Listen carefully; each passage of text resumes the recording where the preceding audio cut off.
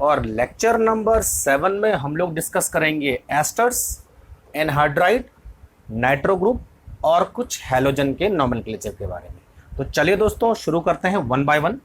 पहले हम बात करते हैं जो एस्टर है उनका हम नोमेनक्लेचर किस तरह से करेंगे। ठीक है दोस्तों, तो जो एस्टर को हम यहाँ पे लिख देता हूं मैं, एस्टर्स, ठीक है। और एस्टर को हम सफिक्स में हम लिखते हैं इसको O8। क्या लिखते हैं दोस्तों? O8। और एस्टर का जो फॉर्मूला होता है वो होता है RCOOR, यानी ये वाला मेन फंक्शनल ग्रुप है। ठीक है दोस्तों, तो ये हमारे पास एस्टर हो गया। अब देखिए एस्टर को हम कई तरीकों से लिख सकते हैं। RC⋯O, R एक तरीका ये लिखने का, और इसी को मैं ऐसा भी लिख सकता हूं ROONR। ठीक है दोस्तों, अब देखिए चेंज क्या होगा, ये और ये वाला एल्काइल ग्रुप चेंज होगा, है ना दोस्तों। अब एक चीज आपको ध्यान में रखनी है कि किस एल्काइल ग्रुप को हम सब्स्टिट्यूशन माने और किस एल्काइल ग्रुप को हम पेरेंट चेन के साथ इंक्लूड करें, ये सबसे बड़ा क्वेश्चन है। तो देखिए दोस्तों, जो एल्काइल ग्रुप O के साथ अटैच्ड होता है, ध्यान रखिए किसके साथ अटैच्ड होता है, O के साथ अटैच्ड होता है, वो जो एल्काइल ग्रुप है वो हमेशा सब्स्टिट्यूएंट्स काम करेगा, यानी ये हमेशा प्रीफिक्स होगा। ठीक है दोस्तों, अब जो एल्काइल ग्रुप इस C के साथ यानी CO के साथ अटैच्ड होगा वो एल्काइल ग्रुप हमेशा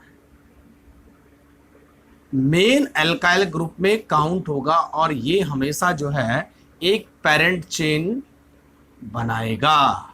इस तरह से आपको देखना है। ठीक है, तो जो नंबरिंग होगी वो इस कार्बन से स्टार्ट होगी और किस तरफ जाएंगे हम, इस हाइड्रोकार्बन की चेन की तरफ जाएंगे। ठीक है दोस्तों, अब इसी को दूसरे तरीके से कैसे लिख सकते हैं, देखो कई बार ऐसा लिखा होता है RCOR। अब देखिए ये जो C है यानी CO है वो इस R से अटैच्ड है, तो इसका मतलब ये पेरेंट चेन इस समय हो जाएगी, और ये जो R है वो O से अटैच्ड है, तो ये R जो है एज ए सब्स्टिट्यूएंट्स काम करेगा। ठीक है, तो कब किस R को सब्स्टिट्यूएंट्स मानना है ये डिपेंड करेगा वो O से अटैच्ड है या CO से अटैच्ड है। अगर CO से अटैच्ड हुआ, चाहे उस तरफ हुआ चाहे इस तरफ हुआ, तो हमेशा मेन चेन में आएगा, पेरेंट चेन में आएगा, और जो R जो है O से अटैच्ड हुआ वो हमेशा सब्स्टिट्यूएंट्स या प्रीफिक्स माना जाएगा। क्लियर हो गया? चलिए अब देखते हैं इनका हम नेमिंग किस तरह से करेंगे, है ना। हमें केवल R की वैल्यू चेंज करनी है और R पे ही हमें सब्स्टिट्यूएंट्स लगानी है, बाकी COO एज सच वैसा रहेगा, है ना। देख लेते हैं CH3 CH2 COO CH3। अब देखिए दोस्तों, दो एल्काइल ग्रुप है, एक ये वाला और एक ये वाला। ये वाला एल्काइल ग्रुप O से अटैच्ड है, तो इसका मतलब ये जो है प्रीफिक्स बनेगा, और ये वाला एल्काइल ग्रुप जो है CO से अटैच्ड है तो ये मेन चेन में काउंट हो जाएगा, और जो नंबरिंग होगी वो हमेशा इस कार्बन से शुरू होगी और इस तरफ इस एल्काइल ग्रुप की तरफ आएंगे। तो मैंने 1 2 और 3 नंबरिंग कर दी है। अब सबसे पहले हम प्रीफिक्स का नाम लिखेंगे, तो प्रीफिक्स क्या है इस समय, मिथाइल, तो आ जाएगा इस समय मिथाइल। और कितने कार्बन का वर्ड रूट है, 3 कार्बन का वर्ड रूट है, तो आप क्या लिखेंगे, प्रोप। सारे कार्बन सिंगल बॉन्ड है तो क्या आ जाएगा, एन, और लास्ट में आप क्या ऐड करेंगे, सफिक्स ऐड करेंगे O8 OATE O8, तो इसका पूरा नाम हो जाएगा मिथाइल प्रोपेनोएट। ठीक है दोस्तों, चलिए अब मैं क्या करूंगा, दोबारा से फिर मैं चेंज करूंगा। देखिए इतना समझ में आ गया। अब देखिए इसी तरह का एक और CH3COO CH2CH3। अभी जस्ट पहले वाला कंपाउंड भी ऐसे था, लेकिन इस समय थोड़ा सा डिफरेंस क्या है, इस समय ये वाला जो एल्काइल ग्रुप है वो O से अटैच्ड है और ये वाला एल्काइल ग्रुप इस C से अटैच्ड है, तो ये हो जाएगा मेन यानी पेरेंट चेन, और ये हो जाएगा प्रीफिक्स यानी सब्स्टिट्यूएंट्स। तो सबसे पहले हम क्या करेंगे, प्रीफिक्स का नाम लिखेंगे। तो प्रीफिक्स इस समय क्या है, इथाइल। ठीक है दोस्तों, इथाइल है। और यहां से आप नंबरिंग करेंगे CO से और इस तरफ आएंगे तो 2 कार्बन का वर्ड रूट आ रहा है आपको, तो क्या बनेगा, एथ। और सारे कार्बन सिंगल बॉन्ड है तो एन, और लास्ट में क्या ऐड करेंगे आप, O8। तो इसका नाम हो जाएगा इथाइल इथेनोएट। तो इस तरह से हम इनका नोमेनक्लेचर करते हैं। ठीक, चलिए एक दो एग्जांपल और देख लेते हैं कैसे हो रहे हैं। CH3CH और मैंने यहाँ पे जोड़ दिया CH3 CH2 COO CH2 CH3। ठीक है दोस्तों, सेम कॉन्सेप्ट है। नंबरिंग आप करोगे इस कार्बन से क्योंकि ये CO है और नंबरिंग इस तरफ आएगी। तो एक तो ये वाला सब्स्टिट्यूएंट्स आपको मिल गया क्योंकि ये O से अटैच्ड है, और दूसरी बार ये वाला सब्स्टिट्यूएंट्स आपको मिल गया, ये इस चेन से अटैच है। लेकिन हमेशा जब 2 सब्स्टिट्यूएंट्स हो तो पहले ऑलवेज ये सब्स्टिट्यूएंट लिखा जाता है एस्टर के केस में। ठीक है, उसके बाद मेन चेन के साथ ये वाला सब्स्टिट्यूएंट आप लिखोगे। तो सबसे पहले इसका नाम लिखेंगे, तो इसका नाम क्या है, इथाइल। इथाइल, ठीक है। और अब क्या लिखोगे आप, 3 पे क्या है, मिथाइल। तो इसको एज सच ऐसे छोड़ देते हैं हम, तो 3 मिथाइल। 3 मिथाइल। और कितने कार्बन का वर्ड रूट है, 4 कार्बन का वर्ड रूट है तो आ जाएगा ब्यूट। सारे कार्बन सिंगल बॉन्ड है तो हो जाएगा एन, और लास्ट में आप क्या ऐड करोगे, सफिक्स O8। तो इसका पूरा नाम हो जाएगा इथाइल 3 मिथाइल ब्यूटेनोएट। इसका मतलब जो है, ये जो एस्टर है वो इथाइल का एस्टर है। ठीक है, इथाइल और 3 मिथाइल ब्यूटेनोएट आपस में जुड़ के एस्टर बना रहे हैं। तो ऑलवेज जितने भी सब्स्टिट्यूएंट्स आपको दिखेंगे, हमेशा ये वाला सब्स्टिट्यूएंट जो है फर्स्ट लिखा जाएगा और बाकी सारे सब्स्टिट्यूएंट्स बाद में लिखे जाएंगे। ठीक है, चलिए अब इसमें थोड़ा सा मैं, और यहां पे मान लिया जाए आपने एक क्लोरीन ग्रुप लगा दिया। ठीक है, और तो चेंज कहाँ होने वाला है, ये तो ऐसा सच ऐसे रहेगा। यहां पे 3 मिथाइल की जगह 3 मिथाइल 3 मिथाइल 3 क्लोरो आ जाएगा। ठीक है, और बाकी सब कुछ वैसे हो जाएगा। ठीक, तो यहां पे आने वाला है 3 क्लोरो 3 मिथाइल। ठीक है, क्योंकि इस समय 2 सब्स्टिट्यूएंट हो गए, अल्फाबेटिकल, क्लोरो पहले आ गया, मिथाइल बाद में आ गया। 3 क्लोरो 3 मिथाइल ब्यूटेनोएट। तो यानी जो चेंज होगा वो केवल इसमें चेंज होगा। तो इसके सब्स्टिट्यूएंट्स आपको यहां लिखने हैं और ये सब्स्टिट्यूएंट आपको पहले लिखने हैं। ठीक है, चलो तो इस तरह के एग्जाम्पल आपको एस्टर में देखने को मिलेंगे। ठीक है, एक और देख लेते हैं। CH3CH ब्रोमो, कुछ भी हो सकता है सब्स्टिट्यूएंट्स। ठीक है, CH2COO CH3 एंड ये CH3। ठीक है दोस्तों, इस तरह हो गया CH3। तो अब इस समय ये O के साथ अटैच देते तो पूरा के पूरा एक सब्स्टिट्यूएंट्स हो गया, और इस सब्स्टिट्यूएंट का नाम क्या है, आइसोप्रोपाइल। और नंबरिंग आप इस कार्बन से करोगे और इस तरफ आओगे। ठीक है, तो एक वाला ये सब्स्टिट्यूएंट्स आपको मिल गया ब्रोमो। तो पहले हमेशा इस सब्स्टिट्यूएंट का नाम लिखेंगे, तो ये हो गया आपको आइसोप्रोपाइल। ठीक है, उसके बाद 3 पे क्या है, ब्रोमो, तो 3 ब्रोमो। कितने कार्बन का वर्ड रूट है, 4 कार्बन का वर्ड रूट है तो ब्यूट। सारे कार्बन सिंगल बॉन्ड है तो एन, और लास्ट में क्या ऐड करोगे आप, O8। ठीक है, तो कुल मिला के हो क्या रहा है कि ये वाला चेंज हो रहा है और इसमें कहीं ना कहीं आपको सब्स्टिट्यूशन मिलेगा। तो बस इसी तरह इनका नोमेनक्लेचर हम करेंगे। तो आई थिंक कॉन्सेप्ट आपका क्लियर हो गया होगा कि किस तरह से हम एस्टर का नोमेनक्लेचर करते हैं। ठीक है दोस्तों, चलो तो एस्टर के बाद हम बात करते हैं एनहाइड्राइड। एनहाइड्राइड, और दोस्तों देखो एनहाइड्राइड को हम कैसे लिखते हैं, RC डबल बॉन्ड O, और इधर भी RC डबल बॉन्ड O, और एक O यहाँ पे कॉमन होता है ना, इस तरह से। तो दिस इज कॉल्ड एनहाइड्राइड। अब ये वाला जो पार्ट एनहाइड्राइड का है ये कभी भी चेंज नहीं होता है, जैसा है वैसा रहेगा। केवल ये एल्काइल ग्रुप R और R चेंज होगी। ये R और R सेम भी हो सकते हैं, ये R और R अलग अलग भी हो सकते हैं। तो इसी बेसिस पे इनका नोमेनक्लेचर हम करते हैं। अब देखिए जो एस्टर है उसका नोमेनक्लेचर हम किस तरह से करेंगे। तो जो एस्टर है वो जो है हाइड्रोलाइसिस करेंगे इसका, अगर हम एस्टर का, तो एस्टर हमें 2 कार्बोक्सिलिक एसिड देता है, एक ये वाला कार्बोक्सिलिक एसिड और एक ये वाला कार्बोक्सिलिक एसिड।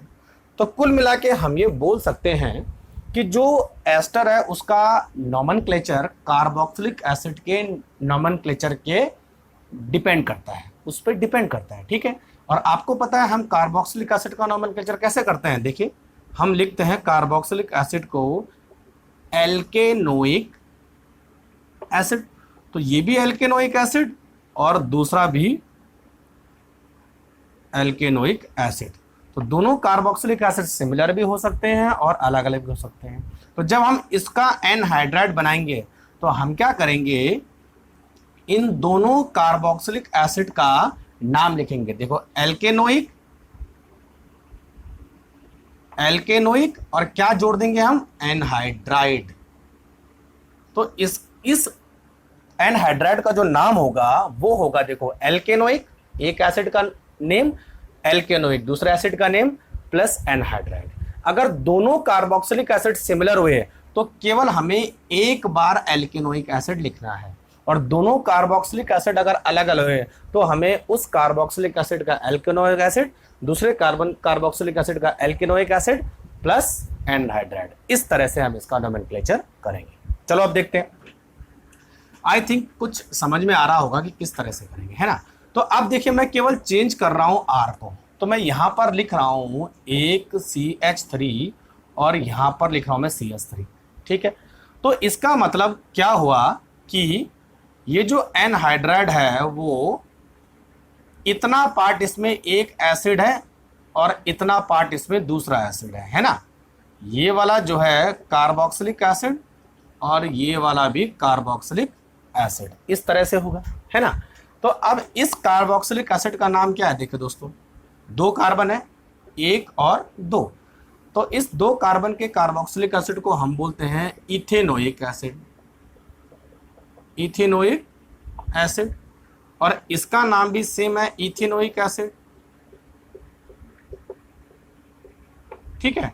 तो अब दोनों को हमें जोड़ना है और लास्ट में क्या लिखना है, एनहाइड्राइड, ठीक है। तो अब दोनों को अगर मैं जोड़ूंगा तो क्या लिखूंगा मैं, ethanoic, ethanoic anhydride, ethanoic anhydride. लेकिन जैसा मैंने आपको कहा था कि अगर 2 कार्बोक्सिलिक एसिड एक जैसे हुए तो केवल हमें एक बार इथेनोइक एसिड लिखने की जरूरत पड़ेगी। तो इसका पूरा नाम क्या हो जाएगा, इथेनोइक एनहाइड्राइड, है ना। तो इस तरह से हम इसका नाम कार्बोक्सिलिक एसिड के नाम के बेसिस पे करेंगे कि कितने नंबर का कार्बोक्सिलिक एसिड या कितने कार्बन का कार्बोक्सिलिक एसिड इसके साथ जुड़ा हुआ है, ठीक है दोस्तों। चलिए अब मैं यहां पे देखो चेंज कर रहा हूं, मैं केवल यहां पे CH2N CH3, इसको मैं CH3N CH2। तो अब देखिए एक तरफ है 2 कार्बन का कार्बोक्सिलिक एसिड और एक तरफ आ गया 3 कार्बन का कार्बोक्सिलिक एसिड। तो 3 कार्बन के कार्बोक्सिलिक एसिड को हम बोलते हैं प्रोपेनोइक, प्रोपेनोइक, और 2 कार्बन का जैसे मैंने बताया था इथेनोइक। तो अब दोनों का नाम अलग अलग, लेकिन अल्फाबेटिकल ऑर्डर में ध्यान रखना। तो पहले कौन आएगा, इथेनोइक का E, और उसके बाद लिखेंगे प्रोपेनोइक का P। तो अब इसका नाम होगा इथेनोइक, प्रोपेनोइक, दोनों का नाम लिख दिया और लास्ट में हमें क्या ऐड करना है, एनहाइड्राइड, ठीक है। तो इथेनोइक, प्रोपेनोइक, एनहाइड्राइड, इसका मतलब क्या हुआ कि ये जो एनहाइड्राइड है ये इथेनोइक एसिड और प्रोपेनोइक एसिड के मिलने से बनता है। तो अलग अलग कार्बोक्सिलिक एसिड हो तो उनका नाम हम अल्फाबेटिकल ऑर्डर में यहाँ पे लिख देंगे, और एक जैसा कार्बोक्सिलिक एसिड हो तो उसका नाम केवल एक बार लिखेंगे, ठीक है दोस्तों। चलो नेक्स्ट है हमारे पास, इसी को देखो HCO, HCOO ऐसा। अब देखिए केवल एक कार्बन का कार्बोक्सिलिक एसिड है, तो एक कार्बन के कार्बोक्सिलिक एसिड को हम क्या बोलते हैं? Methanoic acid. ठीक है, तो दोनों मीथेनोइक एसिड है, ये भी मीथेनोइक एसिड, ये भी मीथेनोइक एसिड, तो एक ही बार हम लिखेंगे इसको, तो हम इसका नॉमेनक्लेचर करेंगे मीथेनोइक और लास्ट में क्या जुड़ेंगे? एनहाइड्राइड। ठीक है, तो बस ये चीज आपको ध्यान में रखनी है कि कितने कार्बन का कार्बोक्सिलिक एसिड इस एनहाइड्राइड को बना रहा है।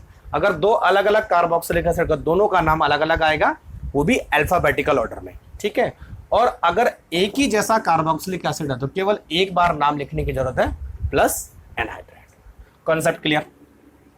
चलो थोड़ा सा इसमें एक और आ गया। अब हम बात करते हैं हैलोजन।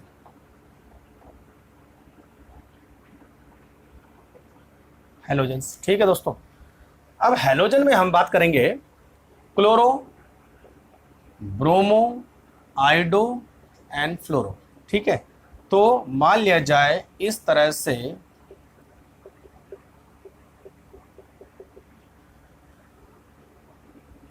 ठीक है, और इस तरह से एक जुड़ा हुआ है। ठीक है, तो हम क्या करेंगे? नंबरिंग वहां से करेंगे जहां से ये क्लोरो ग्रुप नजदीक आए, तो दोनों साइड सेम है तो हम इस तरह कर देंगे। ठीक है, तो सबसे पहले इसका नाम लिखेंगे, तो ये हो जाएगा यहाँ पे 3 क्लोरो और 5 कार्बन का वर्ड रूट है तो हो जाएगा पेंटीन। अब क्लोरो की जगह अगर ब्रोमो होगा तो 3 ब्रोमो, ब्रोमो की जगह आइडो होगा तो 3 आइडो, फ्लोरो होगा तो फ्लोरो और प्लस उसकी पोजीशन। ठीक है, अब देखिए दोस्तों प्रॉब्लम कब आती है? जब मान लीजिए कि मैंने यहां पर जो है एक ब्रोमो ऐड किया, ठीक है, और इस साइड मैंने जो है ये CH2 और यहां क्लोरो ऐड किया। ठीक, अब हमारे पास कॉन्सेप्ट ये है कि किस साइड से नंबरिंग करें, इस साइड से नंबरिंग करेगा, इस साइड से नंबरिंग करेगा। जब दोनों सब्स्टिट्यूएंट्स एक जैसे होते हैं, यानी सारे के सारे प्रीफिक्स हैं, इनका तो कोई प्रायोरिटी ऑर्डर भी नहीं है, तो हमें इनकी जो नंबरिंग होती है वो इनके अल्फाबेटिकल ऑर्डर के अकॉर्डिंग करनी पड़ती है। अल्फाबेटिकल ऑर्डर मतलब अल्फाबेटिकल ऑर्डर में बी पहले आता है और सी बाद में आता है। ठीक है, तो हम यहां से नंबरिंग करेंगे 1 2 3, तो हो जाएगा ये 1 ब्रोमो एंड 3 क्लोरो। और कितने कार्बन का वर्ड रूट है? 3 कार्बन का वर्ड रूट है, तो क्या नाम लिखेंगे दोस्तों? प्रोपेन। तो हर केस में ऐसा ही होगा, अगर क्लोरो, ब्रोमो, आइडो, फ्लोरो एक साथ सारे हैं तो नंबरिंग वहां से होगी जहां से उस सब्स्टिट्यूएंट्स का अल्फाबेटिकल ऑर्डर पहले आ रहा है। ठीक है दोस्तों, जैसे मैंने यहां पे आपको बता दिया, तो कहीं भी आपको कैसा भी एग्जाम्पल आपको मिले हमेशा इसी तरह का करना होगा। ठीक है दोस्तों, अब हम बात करते हैं नाइट्रो की। तो नाइट्रो को हम लिखते हैं NO2। ठीक है, अगर ऐसा कुछ दिखे आपको, ठीक है, तो नाइट्रो भी क्लोरो, ब्रोमो, फ्लोरो, आइडो जैसा ही प्रीफिक्स है, इसका भी कोई प्रायोरिटी ऑर्डर नहीं है, तो यहां से नंबरिंग करेंगे जहां से जो है नाइट्रो पहले आ रहा है, तो इसका नाम हो जाएगा 2 नाइट्रो ब्यूटेन, 2 नाइट्रो ब्यूटेन। ठीक है, जैसा हमने क्लोरो, फ्लोरो, ब्रोमो और आइडो में किया था। ठीक है, मान लिया जाए हमारे पास नाइट्रो भी है, क्लोरो भी है, फ्लोरो भी है, ब्रोमो भी है और आइडो भी है। मान लीजिए आइडो है, यहाँ पर नाइट्रो है, यहाँ पर ब्रोमो है। ठीक है, तो इनके जो नंबरिंग पैटर्न होगा वो कैसा होगा? अल्फाबेटिकल ऑर्डर, इस पे I, इस पे N, इस पे BR। तो B आपको पता है सबसे पहले आता है, तो हमेशा नंबरिंग जो है उस साइड से करेंगे जिस साइड से हमें अल्फाबेटिकल ऑर्डर में प्रीफिक्स पहले मिलता है। तो ब्रोमो पहले हुआ, तो अब हम यहाँ पे करेंगे, और नाम लिखने का तरीका भी अल्फाबेटिकल ऑर्डर, तो हो जाएगा आपका 2 ब्रोमो, ठीक है, फिर 3 आइडो, फिर 4 नाइट्रो, और कितने कार्बन है? 4 कार्बन है, तो हो जाएगा ब्यूटेन। ठीक है, तो इस तरह से हम इसका नोमेनक्लेचर करेंगे। एक चीज आपको याद रखनी है, जितने भी ये प्रीफिक्स मैंने आपको बताए हैं, क्लोरो, फ्लोरो, सारे हैलोजन, नाइट्रो, मिथॉक्सी, है ना, इन सब में नंबरिंग इनके अल्फाबेटिकल ऑर्डर के अकॉर्डिंग होती है।